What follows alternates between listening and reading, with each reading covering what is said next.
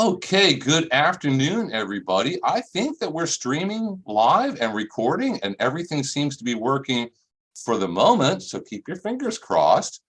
Welcome to this week's Food Systems in Season, and I am going to be busy going back and forth between my camera here and also the live camera in the back room for a couple of our other speakers and guests today. So, Wendy, it's all yours. All right. So again, welcome again to session 2 or episode 2 of our fall edition of Food Systems in Season.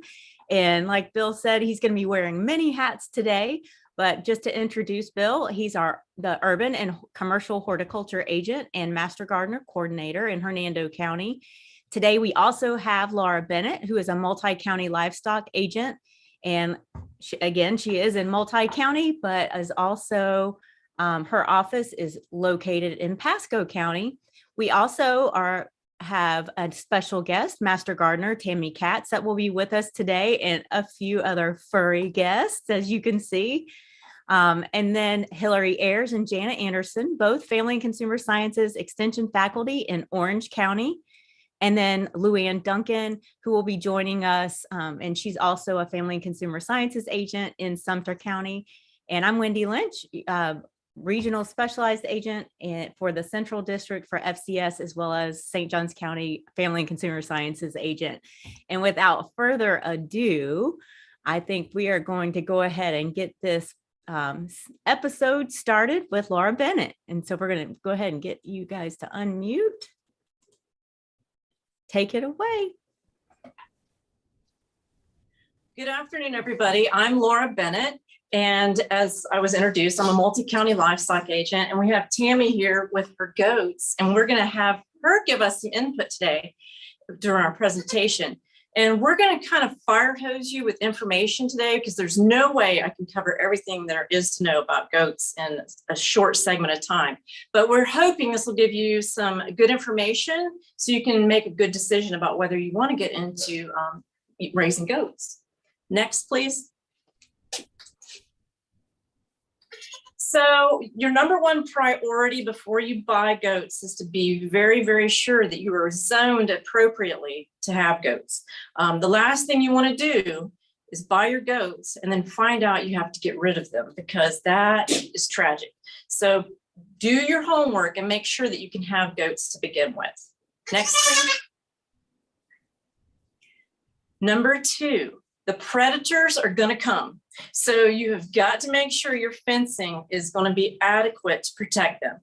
In Florida, our main predator is going to be the coyote. And also you need to consider neighborhood dogs, because they will get together in a pack and they will attack your goats and sheep as well. So you need to make sure you've got them adequately protected. And I have some handouts in the links that they're going to send to you that really address how to protect them against the invaders and predators. Now, coyotes are primarily going to be a night issue, but I have people in Marion County that tell me they come in the daytime as well. So you got to be prepared 24/7. Electric fence can help. Also, you might get a companion dog. Some of those work well, but you've got to do your research on those. Next, please. So what's unique about our we consider goats small ruminants, is that 4-chambered stomach that they have helps them utilize low quality products that we can't use, like grass and forage. Now, that doesn't mean you can't feed them. You can feed them anything. You need to feed them a quality forage, but they are able to maintain themselves with very minimal supplementation, which is very nice. And you'll want to make sure that you're purchasing a good quality hay, because you're going to need it for certain times of the year. Next, please. Now, goats are a little different than sheep and cattle. Sheep and cattle like to graze, which means they like to eat with their heads down and eat grass. Goats prefer to browse. They will graze, but they prefer to browse, which means they like things about head level. And so they'll eat a wide variety of forages that might be in your pasture. And you need to keep in mind too, that the more you can keep them eating up and not eating close to the ground, it's really going to help you with your parasite management as well. Next slide. So I put this slide in here to show you, like, they're ignoring that green grass because they want stuff that's high up. And also note that they've got a couple of those guys that are climbing up on the fence. And so you need to make sure your fence is sturdy and they're not, and you don't want it too large of a weave, because then their feet go through, because they are going to try to climb on your fence. Next slide. So one of the big keys, a lot of times we don't have ample forage in our pasture. So when you are feeding hay, when you are feeding feed, you want to keep it up off the ground, because the more that their feet get in what they're eating, they can transfer parasites and even coccidia, and we don't want that. So these hay feeders are really excellent because it keeps them eating. And if you notice the homemade feeder, it's not quite where you'd want it, because you can see that one little beggar's got his feet up there in that trough area. So we want to keep them out of their feeding space as much as possible. And this is where I wanted to ask Tammy a little bit about her hay. And can you tell us a little bit about what hay you prefer and don't prefer? Okay. One of the big things you really don't want to have, I have found with hay, is you don't want to do alfalfa, especially if you have any weathered male goats. That means they've been neutered. Because if you get one of those, if you get that type of hay, they are really tendency to get kidney stones, right? And it's deadly for goats. So I use a coastal blend that's really good for them. It's got nutrients and everything they need. Of course, any browsing they can do up into the tree limbs, they love to do that.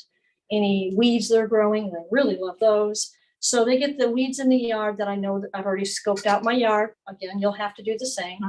And make sure there's nothing poisonous that they can eat, because goats will just eat just about anything, but not everything.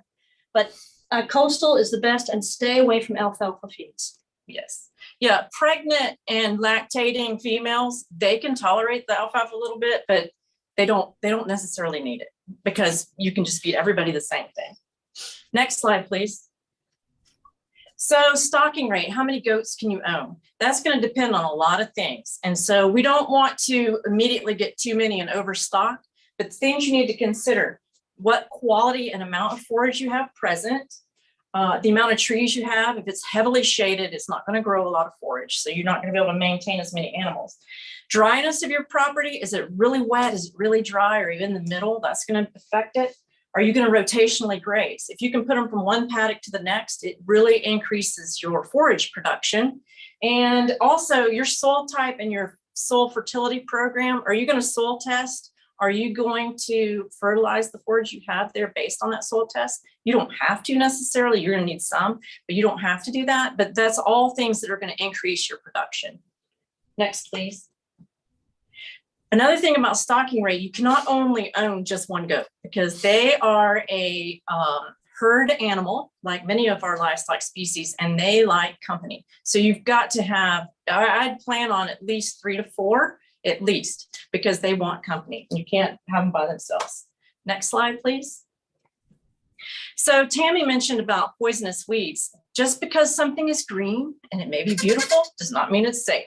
So I did include a link to a PDF, or the PDF is going to be sent to you, that shows you the poisonous weeds that are common problems in Florida. This is not an all-inclusive poster, but it gets most of them. If you ever have a question about weeds, you can contact your extension office and we can check it out for you. Next slide. All right, so facilities. You're going to need to get prepared with some facilities. So this picture that's here is it's a sheep table or a goat table for, it wouldn't work for the dwarfs, but you put them in, you secure them, and then you flip it on its side and you can trim hooves, which is another thing you have to do. But you're going to need, as we mentioned before, adequate fencing. You're going to have to handle the goats upon occasion for health protocols, and you're going to want to be able to handle them properly and safely. So Tammy, I know you've got the dwarfs, and you had shared with me something that you really like to secure your goats when you're trimming hooves and whatnot. Oh yeah, it's any of you that have been around farms, and you can look it up online. It's on Amazon too. It's called a sheep hammock. It actually will hook over any fence that you have. And it literally looks like a hammock with metal sides. And you walk the goat up to it. I flip them over on their back. They can't move. I have all 4 feet up in the air. I trim them, give them their shots and their medicines. Then they take their front hooves and pop them back down and off they go. Yeah. And no more bruising, no more having to lift or try to force them to get up onto a milking table or anything. I just back them up to it, flip them over, and there they are. Yeah, sounds great. Yes. I don't know if I can get in and out of it, but it sounds great. All right, next slide, please. So goats are also going to need some added shelter. Tammy had shared too, her goats don't particularly care for the rain. So she's got a nice shelter for them to get in out of the rain. And you want to be able to have them windbreaks in the winter, just things that are going to keep them more comfortable. So then you need to select a breed. And so what you want to be conscious of is there are dairy lines of goats and there are meat lines of goats. And they're two very different animals. Some are kind of multi-purpose, but they tend to swing one way or the other. And also you want to choose in Florida, you want to have something that's somewhat heat tolerant.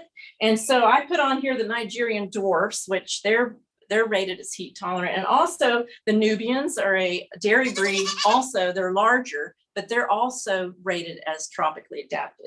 And so Tammy, what's your advice about finding a reputable breeder? When you go to buy your goats, where do you find what do you look for? What do I look for? Well, in the beginning, I didn't know where to look for.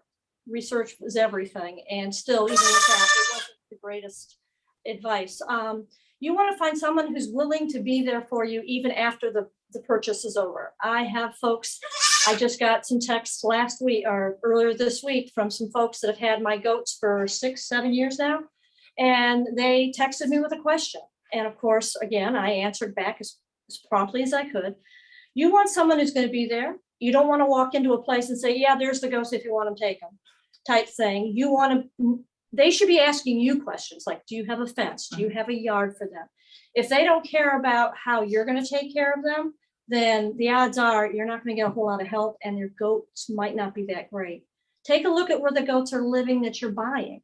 If it's filthy and you see sores or scabs on the goats, don't buy them because obviously the owner's not taking care of them.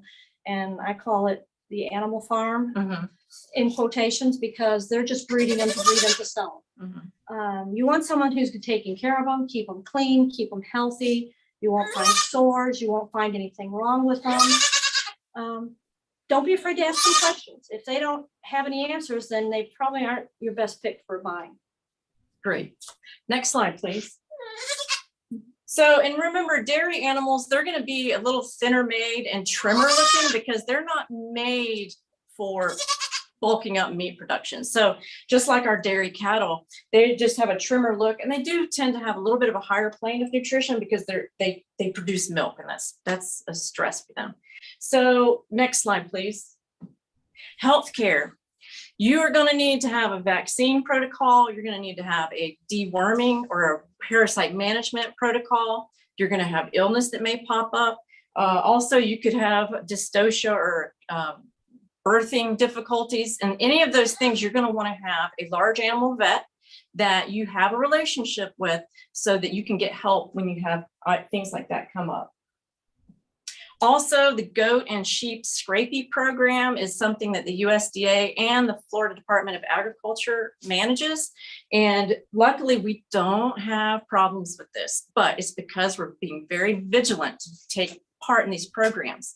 And there's regulations with the age of goats and when they need to have that tag. And if you want to be voluntarily inspected by Florida Department of Agriculture, but you need to look into doing that as well.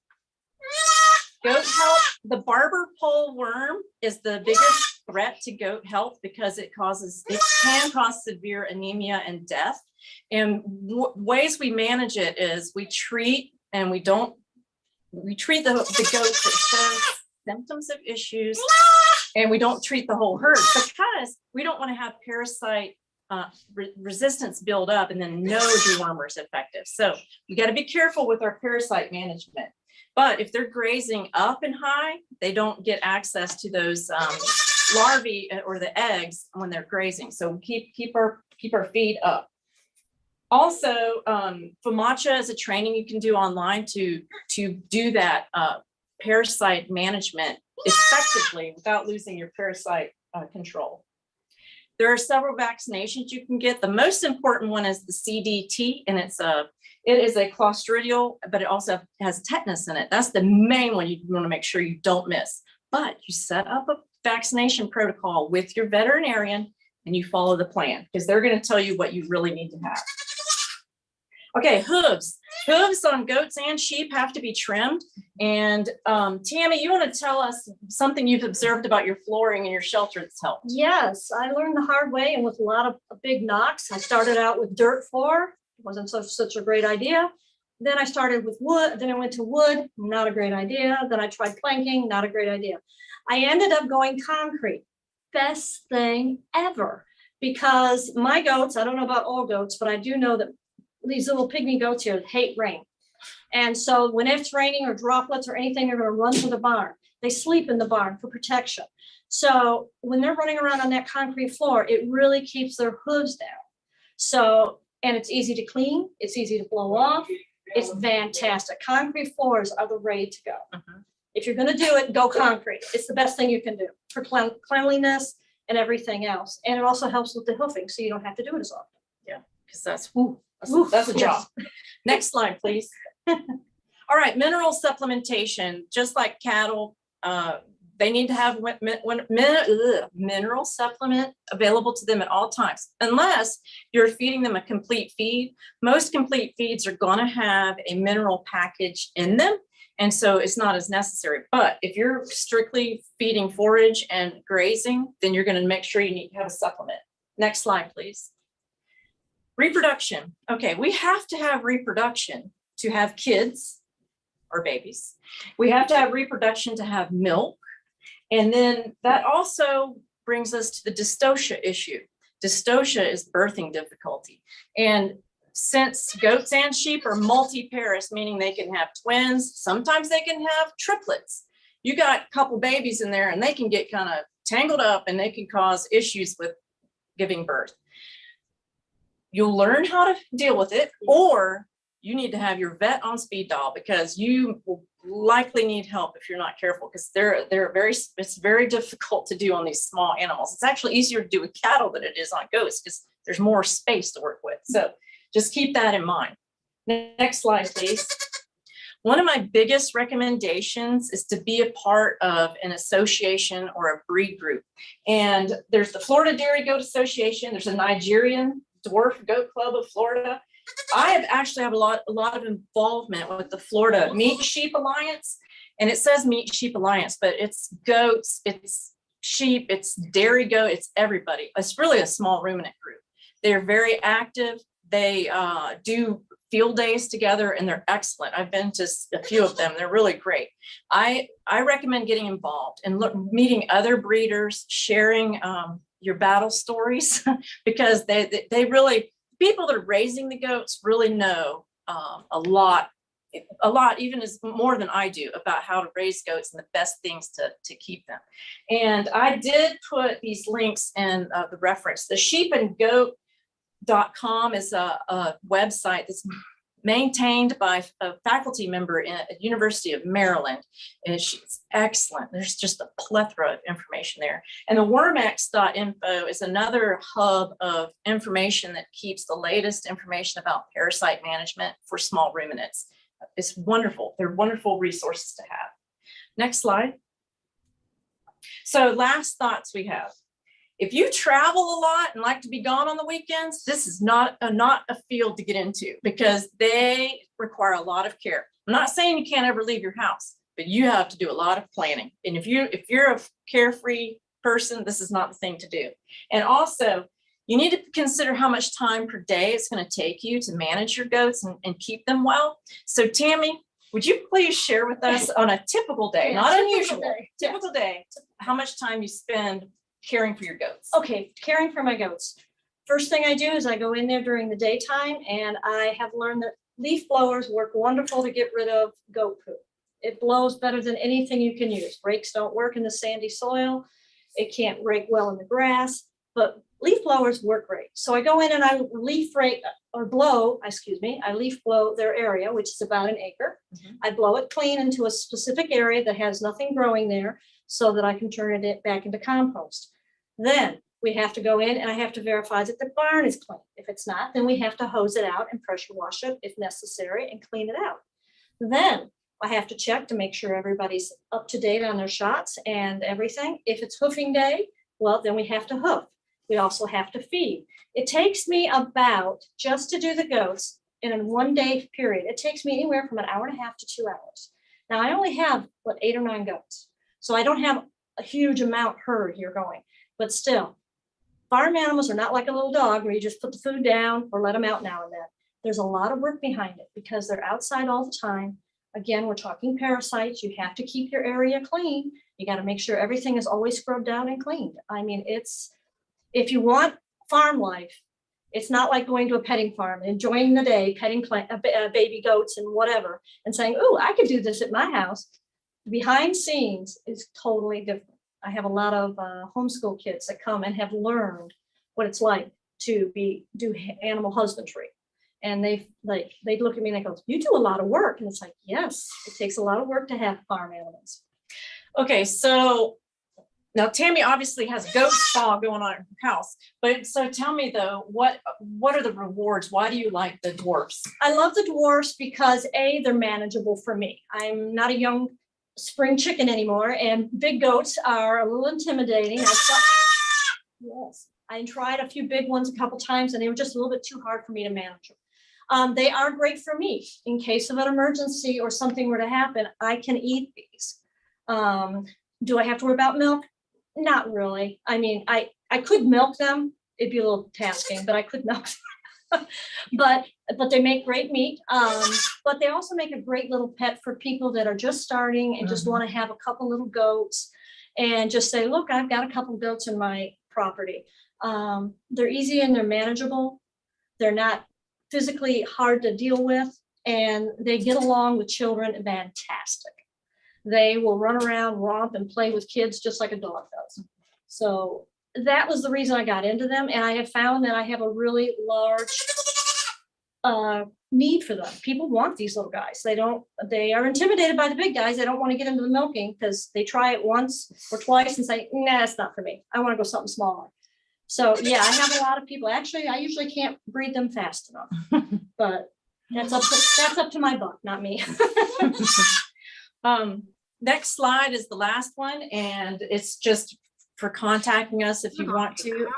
And Wendy, that's all we had. So we got done in 25 minutes. We did good. Awesome. So I didn't see any questions in the chat, but I think may have been all engaged in watching the goat. So we're going to go ahead. Because we're going to be transitioning over to Jana and Hillary in the Orange County kitchen for the cheese making. But while we do that, if you have questions, please do pop them in the chat and I will ask Laura and Tammy. So I'm going to go ahead and transition our spotlight over. And so keep those questions coming. We're going to I know we're seeing a beautiful, here we go. And let's spotlight. All right. So you guys should be seeing Jana and Hillary now in the Orange County kitchen. So I'm going to check for one more time for questions. Oh, thank you, Julie. She said that was great. It was so fun. All right, so I'm going to go ahead and turn it over. If you have questions, please continue to type those in the chat and we'll come back to Laura and Tammy after a bit. So Jana, Hillary, y'all take it away. All right, well, good morning, everyone, or afternoon, rather. Welcome to the Food Systems in Season, and we're all going to be talking all about making cheese at home. And just one more time, my name is Hillary Ayers. I'm an FCS agent here in Orange County with IFAS Extension, and I'm Janet Anderson, same Family Consumer Science agent here in Orange County as well. We're excited that everybody's here with us today. All right, next slide, please. All right, so before we get started, we wanted to do a little bit of cheese trivia or just some fun facts about cheese.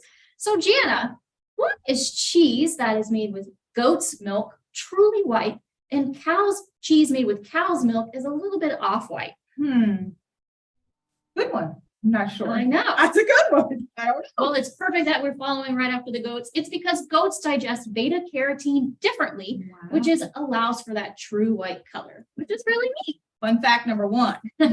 All right, fun fact number 2. Does milk taste the same? Like, does all milk taste the same? I would think it tastes the same. Fat content may be different, but yeah, I'm gonna say yes. Well, believe it or not, the answer is no. And that's because taste of milk can be different, dependent on the bacteria that's present in the soil when the cows are grazing. Wow, fun fact number 2. All right, are we ready for the last one? We're Number ready. 3. All right, Let's I thought this one here. would be interesting because we're getting into that fall winter season. So what do you think, Jana? Does the fat content of milk change with the seasons? I'm going to say yes. You would be correct. The fat content of milk is actually higher in the fall and winter, and it's actually lower in spring and summer. What do you think? Yes. Humans are like that too. We eat a little bit more in the winter, gain maybe a little bit more in the winter. So I know all those sweets and these holidays coming up, but Holidays. yes, the higher calories have to do with the cooler temperatures. So they're grazing more. makes sense. So there's just some fun cheesy trivia or facts for you. Yes. And if you could just move on to the next slide for us. All right. So what equipment do we need to make cheese? I have had an interesting start to our cheese making. Thanks to LuAnn Duncan. She came here personally and tried to help Hillary and I make cheese. We did it, the process, and we can say that she is an absolute wonderful educator and teacher, but she just needed some alone time to make it work out perfectly, which it always does for her. So what you're going to need as far as equipment is concerned, you're going to need teaspoons, you're going to need some glass measuring cups, a large spoon, preferably one also that's slotted. You're going to need a knife to cut into your curds, and a large stainless steel pot. And the reason why we say stainless steel specifically for making mozzarella, you want a non-reactive pan. So glass would be another non-reactive, but when making cheese, and LuAnn can explain that a little bit better, we need a non-reactive pan. So we use, for the purposes of this class and video, a stainless steel pot. And so you also need a microwave safe bowl. You're going to put your mozz in the microwave, and a dairy thermometer. You're going to need a colander to strain your curds from your whey, and you're going to need a cheesecloth. And as I'm saying curds and whey, that reminds me of Little Miss Muffet in the whole nursery rhyme. All right, next slide. So ingredients. So what you need to have for your ingredients, you need some citric acid. You're going to need water, whole milk, and please make sure that it's pasteurized. Hillary will cover that a little bit later.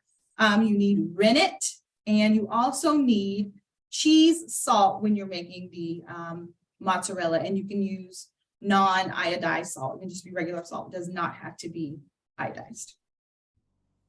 Slide, or I think it's a video. Yes, perfect. So now what we're going to do, LuAnn is here with us. We're going to throw it to her, and she is going to explain the actual process of making the mozzarella cheese and what she did in this video. So tune in, and she's going to talk you through it. Yes, and Thanks, I you guys. apologize in the beginning, forgot to introduce LuAnn Duncan, who is an FCS agent in Sumter County, who has taught us everything we know about cheese. So just like Jana mentioned, she is just amazing. Teamwork makes the Okay, dream work. ladies, you know, we're still learning together here. So let's. All right, so here we go. Okay, as it shows here, you need to have everything ready to go. And you can buy packets with these things. You can put cold milk into the pan and start to warm it. And we're going to add the acid that has been stirred into the water. Now, this is a key point because the acid level does contribute to whether or not it turns into cheese or you have a milky mixture instead. Now, this is a point where you're going to stir it at a low temperature because it will scorch. And you keep an eye on that temperature using a milk thermometer. Make sure you calibrate. When it gets warm enough, then you stir in the rennet that has also been dissolved.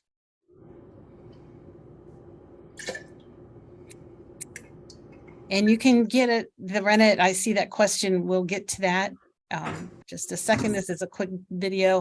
Then you cover it and let the curds form. Sometimes you have to let it sit just a little bit longer. And you can see that it's looking like cottage cheese. Now, we've had directions from several different people. When we used to do classes with this, if we overstirred it, it did not turn out. But the ones that we have heard have been done with the 4-H kids, you kept stirring it. It comes to a certain texture that when you drain it then in the cheesecloth, you know that it's going to form that. Otherwise, you get a mess that comes together, and you can have mistakes happen, especially at the beginning with mozzarella. So you keep squeezing out any of the extra whey, and you put it into the microwave to get it hot enough. You can watch videos online where they heat the whey and cook it in that. You see that I have on gloves there, and you need gloves because it's going to get really hot and steamy.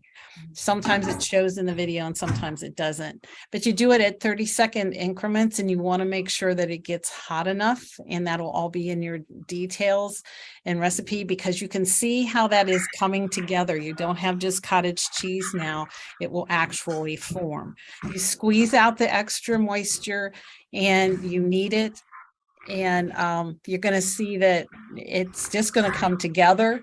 It gets a little bit squeaky there, but that's okay. You do not want to over knead it. It can get really tough. We had one of those. It's like a little hockey puck. You don't want that.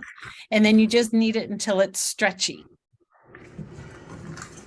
And I think this is going to work here. See how it stretches?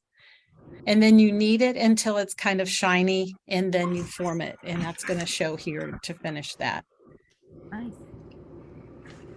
Now, the rennet question that was asked, I think you're going to have to order that. You can get some kinds of things over the counter at the grocery store, but it usually isn't the right one. And you can get vegetarian forms and animal products. We used the animal product here. Now, we can store it in salt water up to 3 days. And I made small balls, and I used it to make like a little tray with tomatoes. Nice. And as we were doing this, Hillary and I were looking up some other fun facts with mozzarella, but the root word mozza means to cut the cheese with your hands. So no pun intended, but that's exactly what it means. So we saw that she was using the rubber gloves to do that.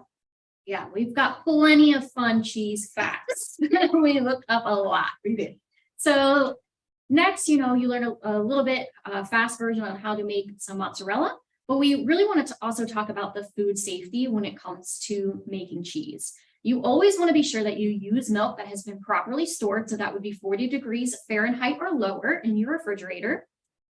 You want to choose milk that is pasteurized. So very important, must be pasteurized. You never want to use raw milk. And that's just because raw milk hasn't gone through the pasteurization process where it is heated high enough that it'll kill those microorganisms and germs. And just a quick note that cooking milk during the cheese making process will not kill bacteria. Right, next slide. All right, so storage with cheese. Freshly made cheese should be stored in a covered container in your refrigerator, again, with that temperature of 40 degrees or lower. Fresh cheese does not contain those preservatives that we find in the store, right, with cheese in the store. So the shelf life is going to be shorter. So recommended storage times, just like LuAnn said with the mozzarella, you want to store in salted water in an airtight container and refrigerate it up to 3 days. With the ricotta cheese that we're going to learn a little bit more in a minute, you want to store in an airtight container, refrigerated up to 5 days. You should use the ricotta cheese within 2 days if you did not use salt in the recipe preparation. So you just want to remember that. And then we looked up how to say the name of this cheese, but mascarpone, yes, you want to store in an airtight container, refrigerated again up to that 5 days. Next slide, please. All right, so we have two more videos for you that the lovely LuAnn made for us. The first one that we're going to show is making the ricotta at home.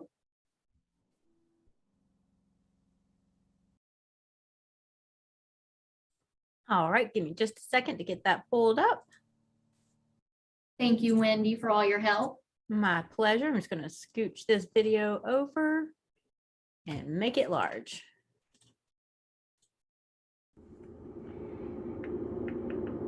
Now, these videos are going to be very short and sweet because you saw the one that was a little bit more labor intensive to get started with the mozzarella. Here, you just bring your milk to 185 degrees. When it does, you add the vinegar. You allow the curds to form, and then you reheat it and you simmer it without stirring it for 20 minutes. Because it's separated, you're not going to scorch. You've put it out in your cheesecloth and it's ready to go. Well, that was simple. Short right. and sweet. Yes. That's right. Are we Quick and ready easy for ricotta. That's right. Are we ready for the mascarpone? Ready. All right.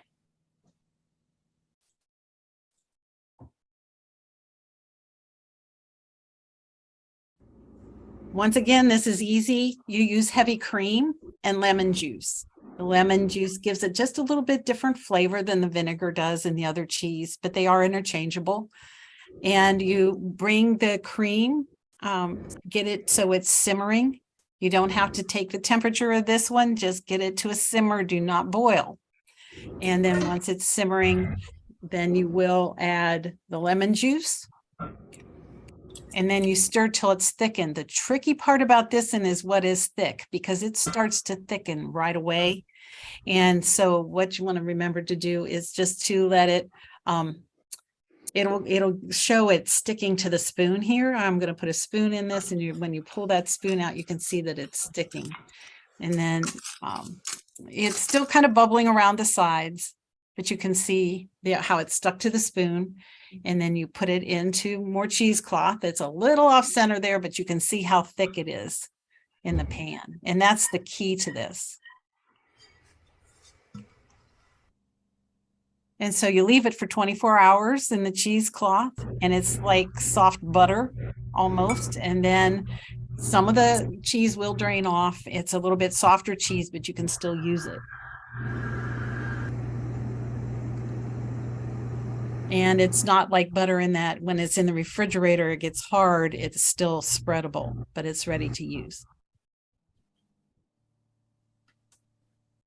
Glad you explained, LuAnn, what thick means, because when we were cooking little, my mom would say, well, just add a little of this and a little of that.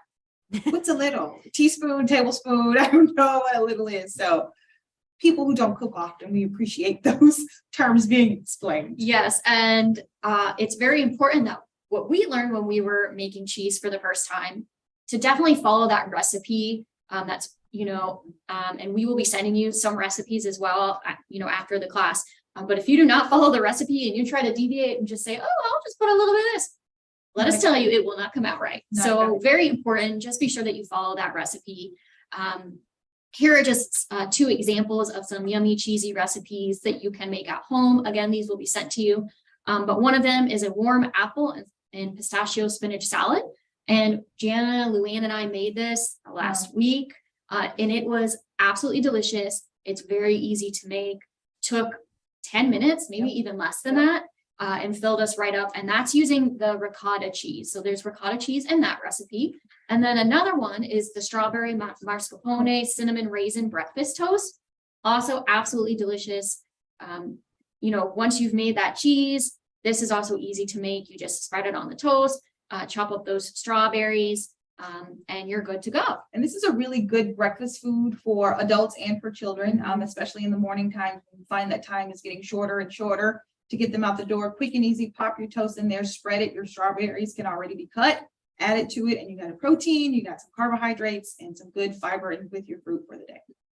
So some delicious recipes. Again, you will be getting those. So we encourage you to try them if you're able to make your own cheese at home.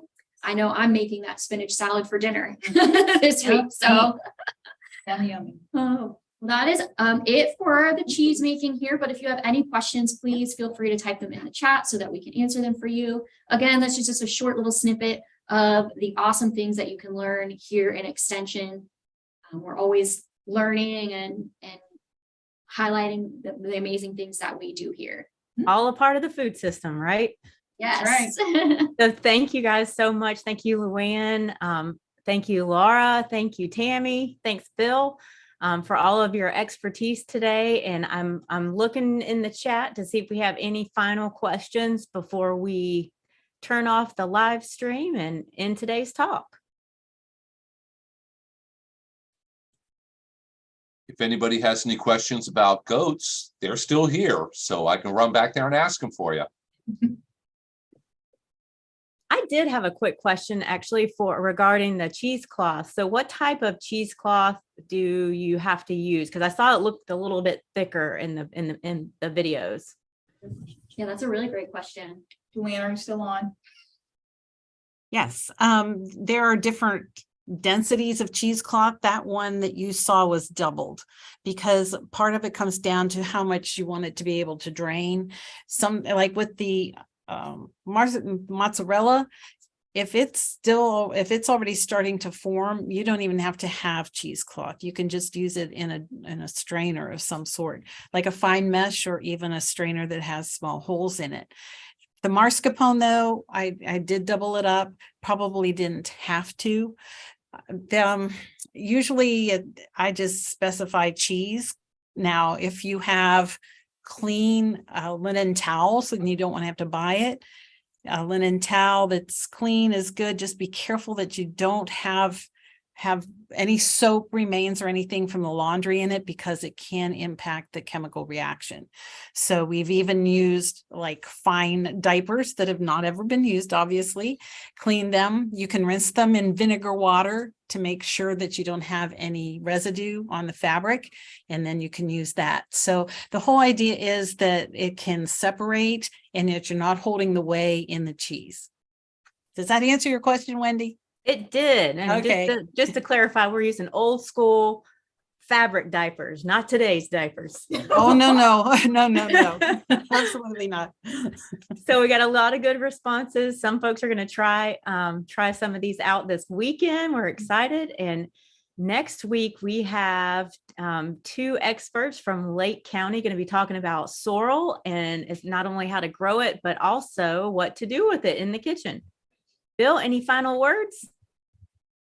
No, ma'am, nothing I can think of other than everybody needs to register and come back here next Thursday at noon and join us. All right. Well, we look forward to seeing you guys then. Thanks, everyone. Thank you.